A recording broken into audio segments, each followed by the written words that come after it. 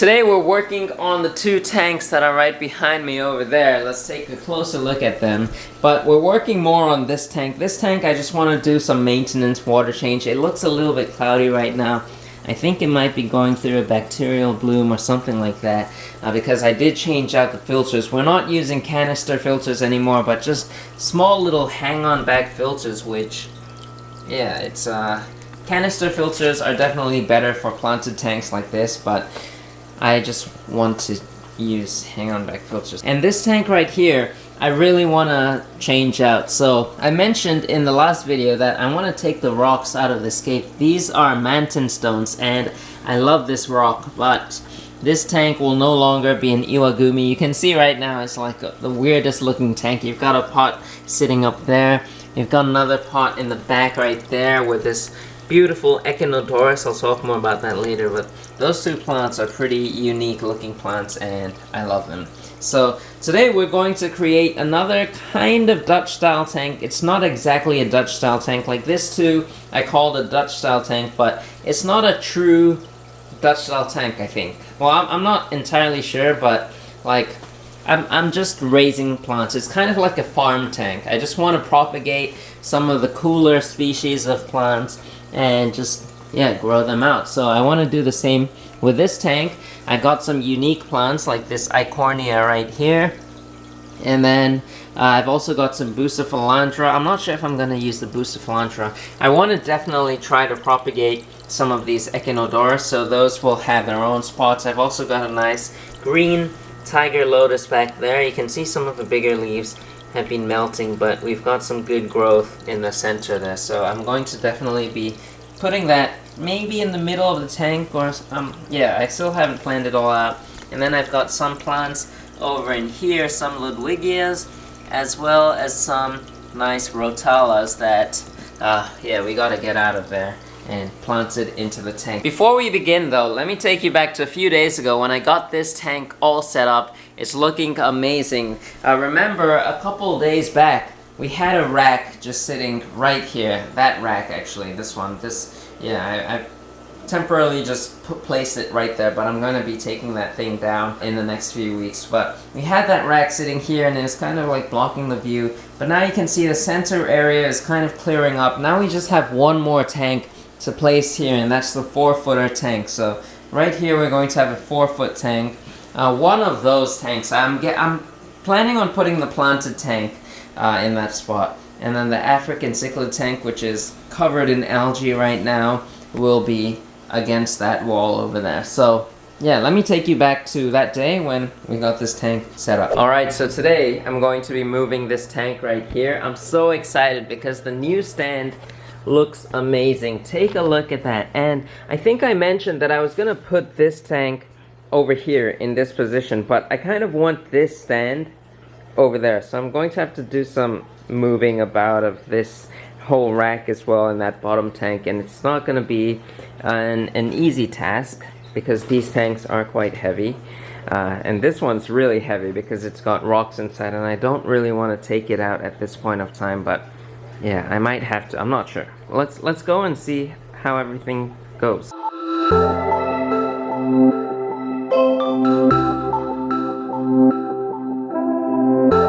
Alright, so I think I'm gonna have to take the rocks out as well as all the plants because it's too heavy to carry this alone. And I've always had plans to kind of redo this entire tank. I'm not gonna do it today because I kind of want to make it look as good as possible, and I might change out the rock that's in here, but yeah, I'm gonna take it down right now.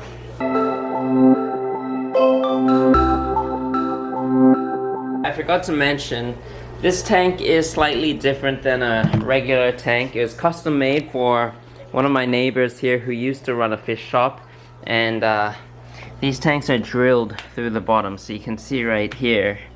Right now it's open, but because I've plugged the inside part, sorry, it's kind of hard to see.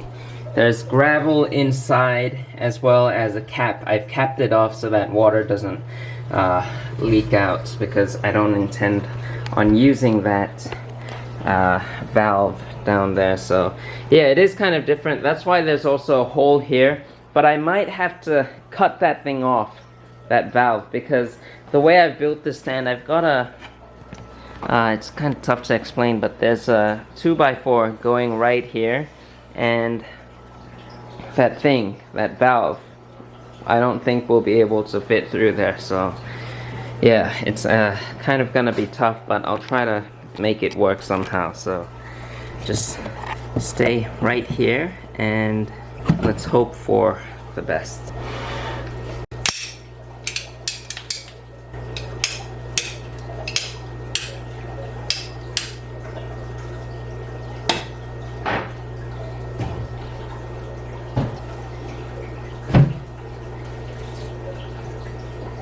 Did it. We did it, guys. I was looking for my yellow gloves because those are my favorite ones. Turned out they're right in front of me, right here. Should have flipped them this way so I can see them next time. But we've done it. We've moved it and it looks amazing. I only wish that this was, instead of gray, that this was black. I could maybe paint it, but I kind of don't like to ruin the originality of things, so for the time being we're just leaving it that way. But yeah, I like the black because it'll match all the other tanks that I've got. But for now, let's move this stand out of the way so that we can move that one into this position right here.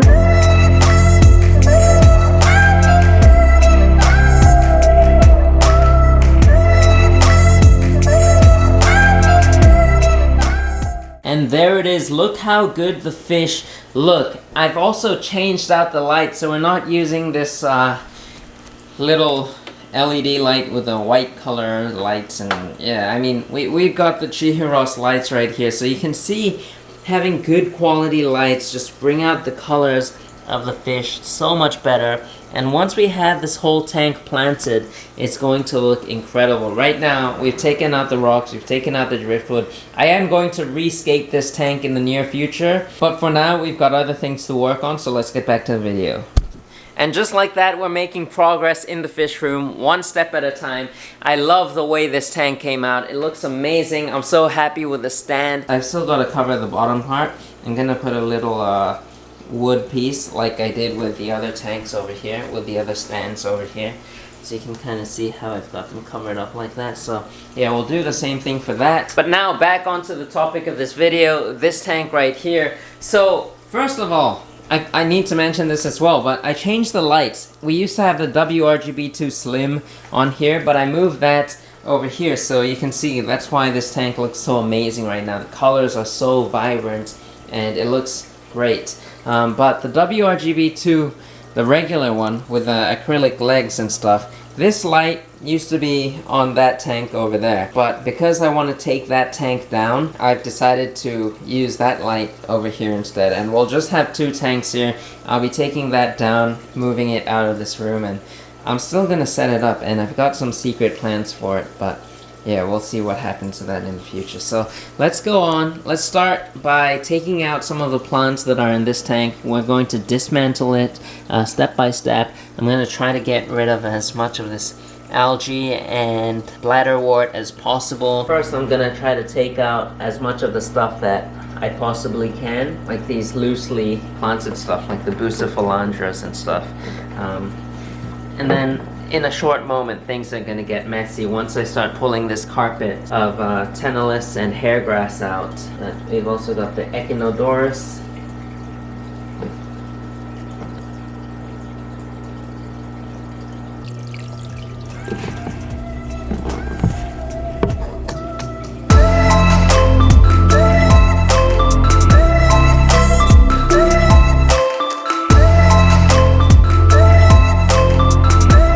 So I'm left now with just the hair grass, and I'm really happy about this because I get to keep all this. You can see how fine the leaves and the roots are of this hair grass, but I've got a decent carpet, not the best carpet. I wasn't fertilizing this tank well enough, and the CO2 wasn't on for quite a while, but the last few weeks I've been dosing, fertilizing, and the CO2 has been running consistently, so it has been growing quite alright. You can see this right here, but yeah, I'm gonna keep that and use it for a future scape. And so you've got most of the water out of this tank. Now what I'm going to do to add some nutrients into this substrate, I've got some root tabs. I've only got a little left in this, so I'm gonna finish the whole thing. Looks kind of like turtle food or something, so I'm just gonna stick these wherever I can and yeah, put some nutrients in the substrate.